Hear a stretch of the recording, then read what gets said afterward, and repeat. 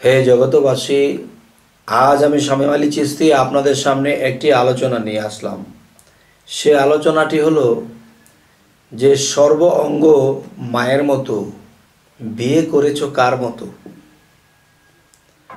হে জগতবাসী, জানি না এই আলোচনাটি আপনাদের সামনে কি একটু সাজিয়ে গুছিয়ে বলতে পারবো কিনা, তবে আমার মুর্শিদ আমার আল্লাহ যদি আমার দিকে একটু সুনজর করে তাহলে এই কথাগুলো একটু সুন্দর করে বলতে পারবো।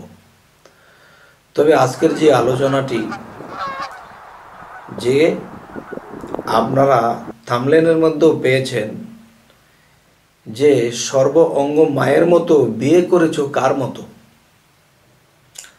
দেখেন, একটা মেয়ে মানুষ কিন্তু অনেক রূপে রূপান্তর হয়। যেমন একজন মেয়ে মানুষ সে আমার বোন, একজন মেয়ে মানুষ সে আমার মা, একজন মেয়ে মানুষ সে আমার চাচি, খালা, ফুপু। তাহলে দেখা যায় যে তারা কিন্তু একটা চরিত্র নিয়ে আমার কাছে আছে। কিরকম?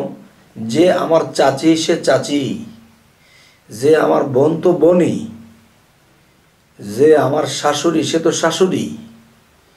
তাহলে জনপ্রতি একটা করে চরিত্র আমার কাছে হয়ে গেছে। চাচিকে কখনো নিজের স্ত্রী রূপে দেখা যাবে না, বোনকে কখনো স্ত্রী রূপে দেখা যাবে না, নিজের মেয়েকে কখনো ওরকম রূপে দেখা যাবে না।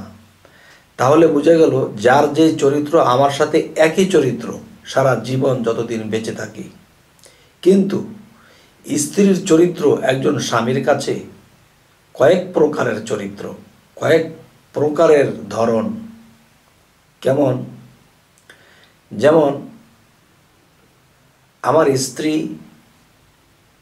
যখন আমাকে ভাত বেড়ে দিয়েছে, আমি খাওয়া দাওয়া করতেছি এবং তিনি বাতাস করতেছে, আমি খাইতেছি, তখন আমার স্ত্রী তখন ওই সময়ে স্ত্রীর রূপ নয়, তখন তার রূপটা হলো মায়ের রূপ।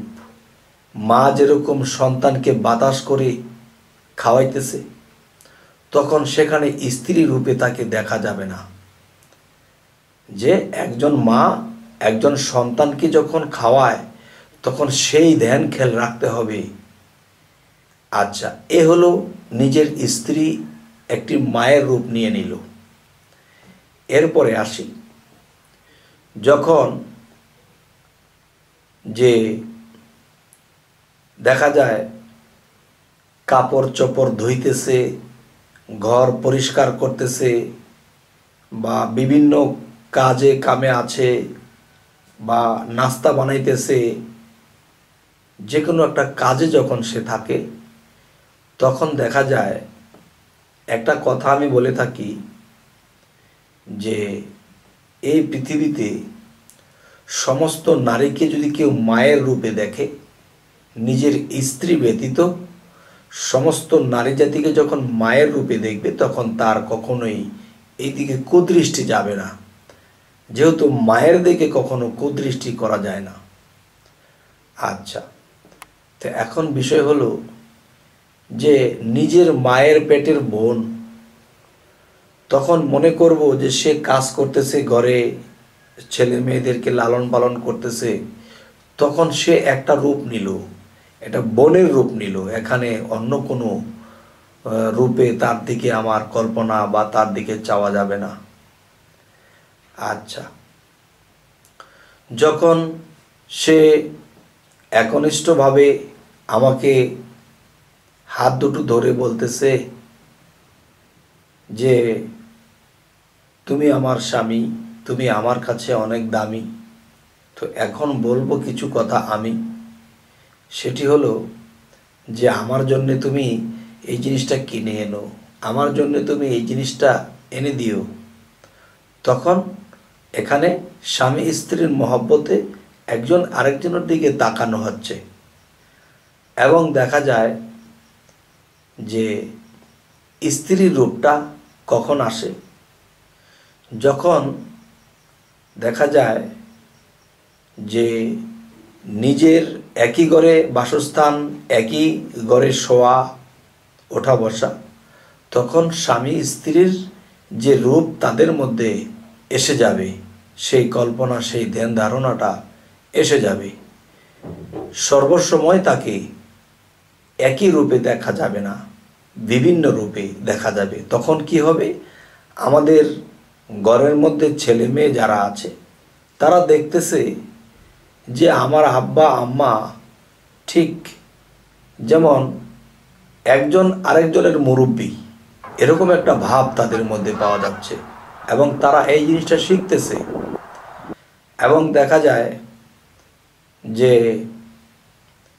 যখন তিনি ঘরে গোছানো কাজ করতেছে, এটা সেটা করতেছে, তখন দেখতেছে ছেলেমেয়েরা যে আমার মা এবং বাবা এই দুজনের মধ্যে এমন একটা সম্পর্কের মতো দেখা যাচ্ছে যে তাদের মধ্যে কত একটা আদব, একজনকে একজন যে আদবের সাথে ডাকে এবং বলে, তখন মনে হয় যে তারা খুবই এক মায়ের পেটের ভাই বোনের মতো, কত মহব্বত। কিন্তু দেখা যায় অন্য অন্য সময়ে পিতামাতা যদি একই রুমে থাকে তখন তাদের চরিত্রটা আরেক রকম হয়, মধুর হয়। তো এই জিনিসগুলো যখন একটা ফ্যামিলির মানুষ, বাচ্চা কাচ্চারা দেখে বড় হবে, তাদের মধ্যে এই জিনিসগুলো গড়ে উঠবে। যাই হোক, আজকের যে আলোচনার মধ্যে যে মূল আলোচনাটাই রয়ে গেছে, সেই মূল আলোচনাটা কি? সেই মূল আলোচনাটা হলো যে সর্ব অঙ্গ মায়ের মতো, বিয়ে করলা কার মতো। তো এই কথাটা যদি আমি বলতে যাই, যে জানলে কথাটা সামান্য, আর না জানলে অনেক কিছু। দেখবেন এই পৃথিবীতে যত নারী জাতি আছে, কারোর সাথে কারোর চেহারার মিল নেই, কারোর সাথে কথার মিল নেই, ভাষার মিল নেই, পছন্দের মিল নেই, কণ্ঠস্বরের মিল নেই, সম্পূর্ণই আলাদা আলাদা। তাহলে বিয়ে করলা কার মতো? সর্ব অঙ্গই তো মায়ের মতো। তো বিয়ে করা হলো যে আমার স্ত্রীর চেহারার সাথে আমার মায়ের সাথে মিল নেই, আমার বোনের সাথে মিল নেই, আমার মেয়ের সাথে মিল নেই, আমার চাচির সাথে মিল নেই। তাহলে কি যে সর্ব অঙ্গ মায়ের মতো, বিয়ে করলা কার মতো? বিয়ে করেছি তার রূপেই চেঞ্জ, তার রূপের সাথে আমার মা বোনের সাথে মিল নেই, তাহলে সেই রূপটাকেই আমি বিয়ে করেছি। তাহলে আজকের কথার যে ফয়সালা এটাই, যে আমি যদি জানতাম যে এই রূপে আমার বোন, এই রূপে আমার চাচি, এই রূপে আমার খালা ফুপু, তাহলে আমি এদেরকে কখনো বিবাহ করতে পারতাম না। তাহলে বিবাহ যখন করেছি তখন দেখেছি যে তার চেহারার সাথে কারো চেহারার মিল নেই, তাহলে তিনির মতো, আমার স্ত্রী স্ত্রীর মতো, তার সাথে কারো মিল নেই। তাহলে বোঝা গেল কি যে আমি সর্ব অঙ্গের মধ্যে আমার স্ত্রীর চেহারার সাথে কারো চেহারার মিল পাইনি। তবে এই কথাটা বেশিরভাগ লোকেই জানে। তারপরেও আমি এই আলোচনাটি এজন্যই করলাম যে বেশিরভাগ লোকে জানলেও কমের ভাগ লোকে হয়তো জানে না। তাই অন্য অন্য আলাপগুলো করার উদ্দেশ্য একটু মেসাল দিয়ে আসলাম এবং শেষে আপনাদের কাছে এই কথাটি আমি ভেঙে বললাম। তবে হে জগতবাসী, আজকের এই আলোচনা আপনাদের কাছে কেমন লাগলো তো অবশ্যই কমেন্টে জানাবেন, এবং যদি আপনাদের এই আলোচনা ভালো লাগে তো আমাদেরকে জানাবেন, আমরা আরও নিত্য নতুন কিছু আলোচনা যেন আপনাদের কাছে উপহার করতে পারি। তবে আজ এ বলেই রাখবো, সকলেই ভালো থাকবেন। আল্লাহ হাফিজ।